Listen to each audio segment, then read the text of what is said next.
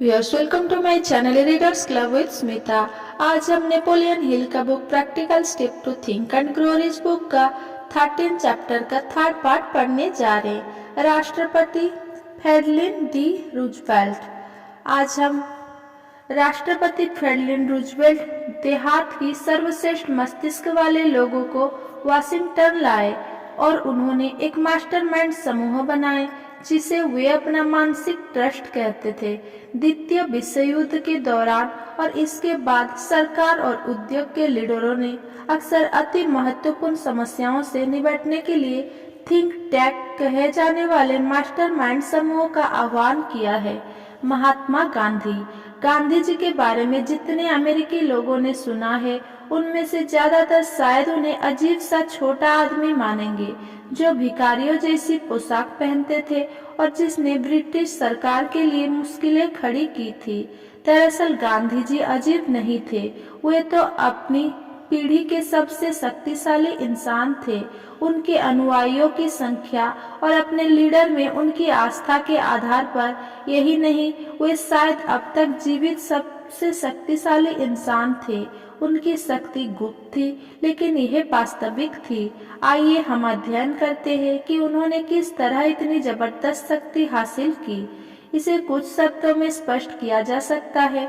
उन्हें शक्ति इस बात से मिली क्योंकि उन्होंने 20 करोड़ लोगों को तन मन से सामंजस्य की भावना से एक निश्चित लक्ष्य के लिए संयोजित किया। संक्षेप में गांधी जी ने एक चमत्कार कर दिया क्योंकि 20 करोड़ लोग को किसी बात के लिए मजबूर करने की बजाय सामंजस्य की भावना के साथ असीमित समय तक सहयोग करने के लिए प्रेरित करना किसी चमत्कार से कम नहीं है।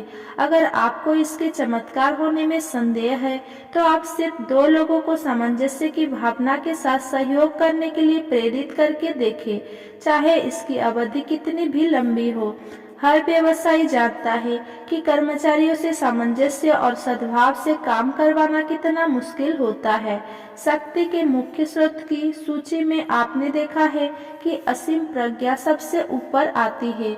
जब 2 या 2 से अधिक लोग सद्भाव की भावना से संयोजित होते हैं और किसी निश्चित लक्ष्य की ओर काम करते हैं तो इस गठबंधन द्वारा वे ऐसी स्थिति में पहुंच जाते हैं जहां वे असीम प्रज्ञा के शाश्वत खजाने के सीधे शक्ति हासिल कर सकते हैं। ये शक्ति का महानतम स्रोत है। यह वह स्रोत है जिसकी तरफ जीनियस और हर महान लीडर मुड़ता है, चाहे वे इस तथ्य से परिचित हो या ना हो। शक्ति हासिल करने के 3 अन्य मुख्य स्रोत भी उतने ही विश्वसनीय है जितने कि मनुष्य की 5 इंद्रियां। इंद्रियां हमेशा विश्वसनीय नहीं होती। दूसरी तरफ असीम प्रज्ञा कभी गलती नहीं करती। Andrew graph. अपना खुद का मास्टरमाइंड समूह बनाने के लिए आपके कर्मचारी सबसे अच्छे स्रोत थे। इंटेल कॉरपोरेशन के बेहद सफल सीईओ एंड्रयू ग्राफ ने यही किया था। ग्राफ एक अनौपचारिक कामकाजी माहौल में तकनीकी, मार्केटिंग, वित्तीय और प्रशासकीय स्त्री पुरुषों के साथ एक टीम के रूप में काम करते हैं। एग्जीक्यूटिव के लिए कोई निजी ऑफिस, खास पार्किंग स्थल या दूसरी सुविधाएं नहीं है। कर्मचारियों के पास एक उदार स्टॉक ऑप्शन योजना है ताकि अगर कंपनी को लाभ होता है और शेयर का भाव बढ़ता है तो वे भी मुनाफे में हिस्सा ले सके। हालांकि टीम अनौपचारिक लग सकती है लेकिन ग्राफ के पद चिन्हों पर चलते हुए वे खुद से बहुत मांग करते हैं। जब 1976 में इंटेल पर संकट आया तो टीमों ने स्वेच्छा से अतिरिक्त प्रयास किया, कामकाजी घंटों से ज्यादा काम किया और समस्या को सुलझाने के लिए जो भी जरूरी था वो सब किया। एक और मौके पर पता चला कि इंटेल पेंटियम चिप में एक छोटा सा दोष था जिससे कंप्यूटर के काम के प्रभावित होने की बहुत कम आशंका थी। ग्राफ ने दोषपूर्ण प्रोडक्ट देने के बजाय पेंटियम बदलने का $475 मिलियन की लागत का फैसला किया। इस मौके पर उनके सहकर्मियों ने उनका पूरा समर्थन किया। ग्रब ने अपने कर्मचारियों को छोटी स्वायत्त इकाइयों में काम करने के लिए प्रोत्साहित किया, जिनमें हर एक तंत्र को और उसमें अपनी भूमिका को भी समझता है। हर व्यक्ति अपने ज्ञान, विशेषज्ञता और सृजनात्मकता का योगदान देता है। टीम के सदस्यों को उनकी क्षमता के अनुसार सर्वश्रेष्ठ प्रदर्शन करने के लिए प्रशिक्षित और प्रोत्साहित किया जाता है। जब संकट आते हैं तो समस्याओं को सुलझाने के लिए टीम अतिरिक्त समय, ऊर्जा और मानसिक शक्ति लगाने के लिए तैयार रहती है। रॉस पेरेट का नजरिया दृढ़ मानसिकता वाली समर्पण शक्ति की मिसाल है। केवल उनके समर्पण की ही नहीं, बल्कि उस मास्टरमाइंड की भी जिससे वे खुद को घेरे रखते थे। उनमें दौलतमंद बनने की प्रबल इच्छा थी और उन्होंने इसे हासिल कर लिया। इलेक्ट्रॉनिक डाटा सिस्टम्स शुरू करने से पहले पेरेट IBM के शीर्ष सेल्समैन थे। उन्हें चेतावनी दी गई थी कि IBM को छोड़कर और एक नई कंपनी खोलकर वे बहुत बड़ी गलती कर रहे हैं, मगर इससे पेरेट के कान पर जू तक नहीं लगी। वे तो इस सपने से प्रेरित थे कि क्या संभव है। उनकी सफलता स्पष्टता से दर्शाती है कि वे अपने सपने पर डटे रहकर और उस सपने को विशेषज्ञ की टीम, मास्टरमाइंड तक संप्रेषित करके, जिनके पास इसे साकार करने का ज्ञान हो, सफलता और दौलत तक पहुंचा जा सकता है। पेरेट का दृढ़ विश्वास है कि संकल्प चमत्कार कर सकता है। यह उस वक्त साफ नजर आया जब एडिसन ने कंप्यूटर उद्योग में एक बहुत बड़े अनुबंध के लिए प्रतिस्पर्धा की। IBM और एडिसन दोनों ही कंपनियों में प्रतिस्पर्धा थी। IBM ज्यादा पैसे वाली थी और इसके स्टाफ में विशेषज्ञ का अधिक अनुभवी तथा ज्ञानी समूह था। एडिसन के पास छोटी लेकिन समर्पित टीम थी। पेरेट याद करते हैं, प्रतिस्पर्धा में लगभग 30 दिन बचे थे और मैं जब कमरे में गया तो हमारे 15 कर्मचारी कह रहे थे, हम शायद जीत नहीं सकते, लेकिन यह बेहतरीन अनुभव होगा। मैंने उछल कूद नहीं की और कर्मचारियों को कच्चा नहीं चबाया।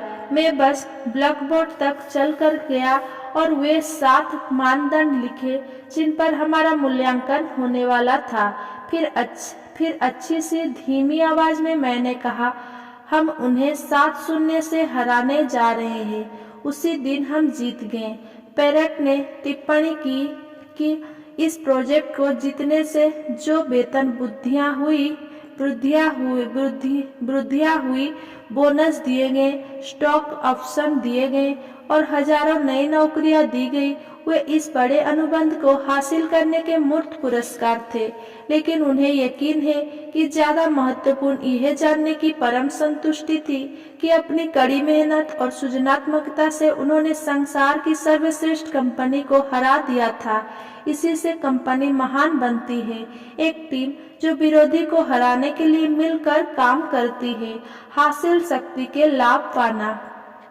जब पैसा भारी मात्रा में आता है तो ये इंसान की और इतनी ही आसानी से प्रभावित होता है जितनी आसानी से पानी पहाड़ से नीचे की ओर बहता है। शक्ति की एक महान अदृश्य धारा मौजूद है जिसकी तुलना एक नदी से की जा सकती है, सिवाय इसके कि इसका एक सिरा एक दिशा में बहता है और जो लोग धारा की उस दिशा से इसमें प्रवेश करते हैं, ये धारा इन्हें दौलत की तरफ ऊपर ले जाती है। दूसरा सिरा इसकी विपरीत दिशा में बहता है और जो लोग इतने दुर्भाग्यशाली होते हैं कि वे इस सिरे से इसमें जाते हैं और खुद को इससे बाहर नहीं निकाल पाते हैं, उन्हें गरीबी और दुख की तरफ नीचे ले जाया जाता है। जिसने भी प्रचुर दौलत हासिल की है, वो हर इंसान जीवन की इस नदी से अस्तित्व को पहचानता है। इसका संबंध इंसान का चिंतन प्रक्रिया से है। सकारात्मक भाव नदी का यह किनारा है जो इंसान को दौलत की तरफ ले जाता है। नकारात्मक भाव नदी का वह किनारा है जो इंसान को गरीबी की तरफ नीचे ले जाता है। ये उस व्यक्ति के लिए बहुत महत्वपूर्ण विचार है जो दौलत हासिल करने के उद्देश्य से यह पुस्तक पढ़ रहा है। अगर आप शक्ति की नदी के उस किनारे पर है जो गरीबी की तरफ ले जाता है, तो ये पुस्तक चंपू का काम कर सकती है, जिससे आप खुद को नदी के दूसरे किनारे की ओर धकेल सकते हैं। ये आपकी मदद केवल तभी कर सकती है जब आप इस पर अमल करें और इसका इस्तेमाल करें। सिर्फ पढ़ने से और इसे भला बुरा कहने से आपको कोई फायदा नहीं होगा। कुछ लोग नदी के सकारात्मक और नकारात्मक किनारे के बीच अदला बदली के अनुभव से गुजरते हैं। कभी वे सकारात्मक किनारे पर होते हैं तो कभी नकारात्मक किनारे पर। 1929 में वॉल स्ट्रीट के गोते और 2008 के वित्तीय संकट ने लाखों लोगों को नदी के सकारात्मक किनारे से नकारात्मक किनारे की ओर धकेल दिया। ये लाखों लोग नदी के सकारात्मक किनारे की ओर लौटने के लिए जूझते रहे। कुछ तो हमेशा हताश और डर में। ये पुस्तक खास तौर पर उन्हीं लाखों लोगों के लिए लिखी गई थी। गरीबी और अमीरी अक्सर जगह बदल देती है।